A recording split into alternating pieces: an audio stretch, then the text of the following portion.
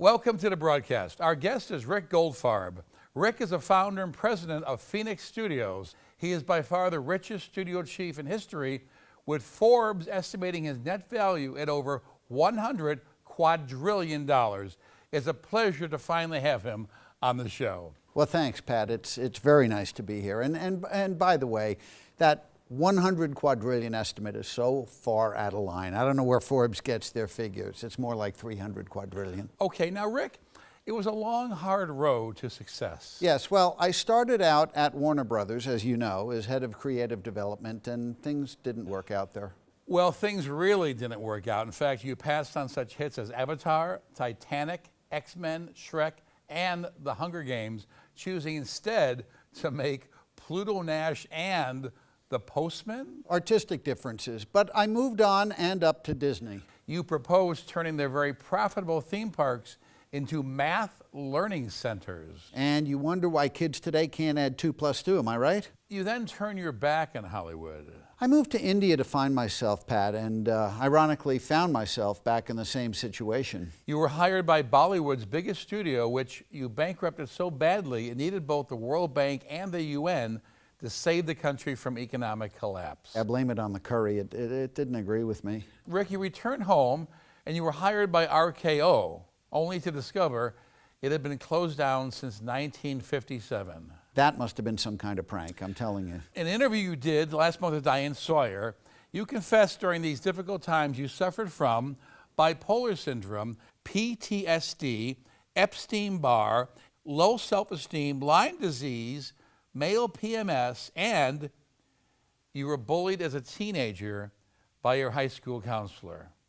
But in all fairness, she has since apologized. Now, everybody loves a second act, so you reinvented yourself and opened up Phoenix Studios, which is now the most successful studio of all time. What was it, Rick, that turned everything around? Never return any phone calls. Seriously? Absolutely. It shows weakness is what it shows. I especially like the name of your studios. Very nice, like the Phoenix Rising. Sorry? The mythical bird rising from the ashes to be reborn, the Phoenix? No. I'm from Phoenix. I love the city, so I named the studio after it. What's this about a bird? Let me ask you, where is the film industry headed? Some say it'll be more fragmented. Exactly, and that's why we're investing in smaller movies. Oh, like indie art house films? No, literally smaller movies on smaller devices. Next month we're launching the Smart Ring. Wow. And who is the audience for these small films? Millennials.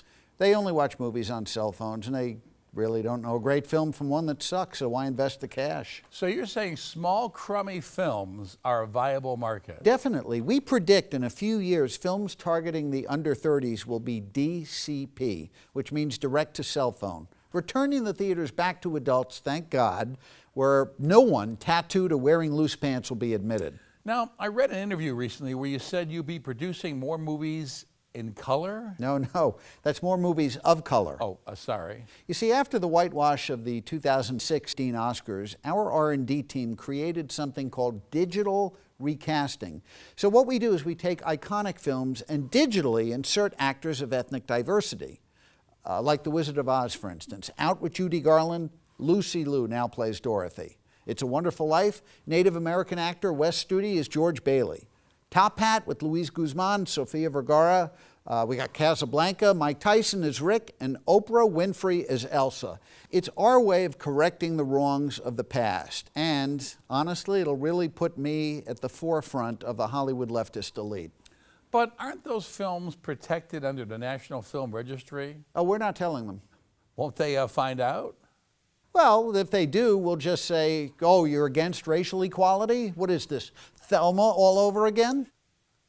Now, you're also making your company more diverse. Yes, the people who work for us will reflect what America really looks like, which means hiring a lot of obese men and women. Now, what kind of films do you currently have in the pipeline? Well, this is sure to be an award winner since it touches on racism and illness with a gorgeous liberal theme. You got the trifection there. A Jewish gay plantation owner in the pre-Civil War South fights for the right to marry his atheist male slave. Well, the master comes down with Alzheimer's, so the slave continues his work, forming the first ACLU and trying to remove the word God from state laws. Wow, well, I smell Oscar. I'm guessing a big budget. Well, it'll be classic creative Hollywood accounting. You know how that works. We'll be minimizing the expenditure to eliminate any residuals to the talent. Tell me about it. Oh, it'll be monumental. Huge battle scenes, top-notch actors, James Cameron directing, hundreds of locations. The budget? $3,000. I hear Dakota Johnson will star. Yes, which reminds me, can we please have a moratorium on naming girls after Great Plains states? I mean, what if your daughter develops a weight problem? Do you really want her going through life being called Montana? We had a casting call last week, 7 Dakotas, 9 Montanas. I thought I was at Buffalo Bill's Wild West show. I understand you have a daughter who's an actress. Yes, I do, and I'm very proud of her. And what is her name? Ida. Oh, like Ida Lupino. No, like Idaho. I understand you recently gave a TED Talk. Actually, it was a TED Talk Junior. What is a TED Talk Junior? Oh, well, these are talks designed for tomorrow's movers and shakers. Honestly, these kids could be the next Louis B. Mayer, Amy Pascal, David Selznick. Okay, well, let's take a look. When we bought the rights to a few best-selling novels, we also packaged a deal with ICM, who, we didn't know, at the time represented the writers. Well, the writers were under contract with Sony to finish up some spec script, so I'm sure you can already see the conflict here. What we did was we optioned the novels, which eventually landed us a deal at Universal. And we all lived happily ever after. The end.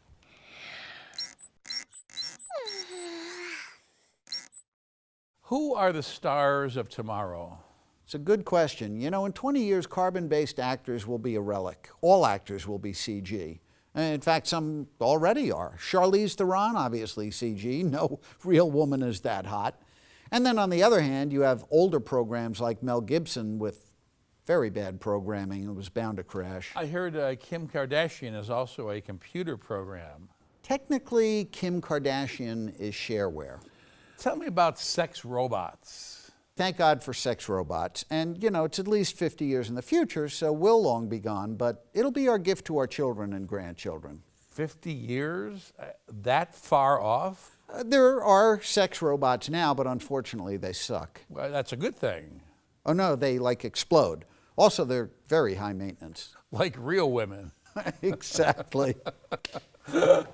Now, a few years back, Google introduced wearable technologies, Google Glass, Right. which they discontinued. Right, because it looked stupid. But you're tackling it again. Google's big blunder was making the wearer foolish. I mean, who's going to wear those stupid geek glasses? People look like morons. What were they thinking? Anyway, here's the next generation of cell phones. Each of these threads is lined with fiber optics that utilize voice recognition. Oh. Hello? Yeah, I'm doing an interview right now. I can't. Yeah, love you too. Now, do you expect men to wear this? Your company also owns a movie theater chain. Even those are changing now. Big time. People want more comfort, you know. Our theaters in California now offer massages and jacuzzis. By the end of the year, anybody who orders a large buttered popcorn, you ready for this? Yeah. They get a free colonoscopy, which, believe me, is a lot less painful after a hot buttered popcorn. Okay, Rick, well, thanks for joining us. Thanks for having me, Pat. You're welcome.